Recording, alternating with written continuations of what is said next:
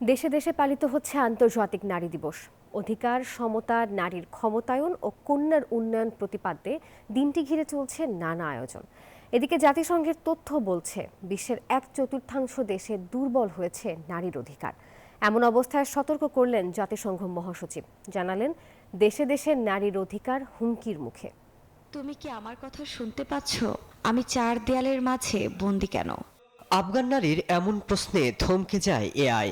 আধুনিক বিশ্বে এমন উত্তর অজানা, তাই তো আফগান নারীর এমন প্রশ্নে উলটপালট কথা বলতে থাকে কৃত্রিম বুদ্ধিমত্তা।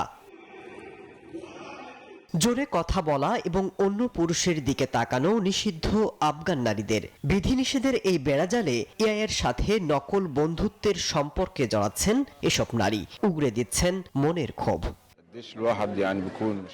নারী অধিকার, সমতা আর ক্ষমতায়ন নিয়ে বিশ্বে যখন পালিত হচ্ছে নারী দিবস, ঠিক তখন দেশে দেশে চলছে নারীদের কণ্ঠরোধের পাকাপোক্ত ব্যবস্থা। শুধু আফগান কিংবা ইরান নয়, জাতিসংঘের তথ্য বলছে গেল বছর বিশ্বের 1/4 দেশে নারীর অধিকার দুর্বল হয়েছে, যার জন্য জলবায়ু পরিবর্তন থেকে গণতন্ত্র পিছিয়ে যাওয়ার মতো নানা কারণের কথা উল্লেখ করা হয়েছে। জাতিসংঘের মহাসচিব অ্যান্তোনিও গুতেরেস সতর্ক করে বলেছেন, নারীদের অধিকার দিনে দিনে হুমকির মুখে। নারীদের শরীর এখন রাজনৈতিক যুদ্ধক্ষেত্রে পরিণত হয়েছে।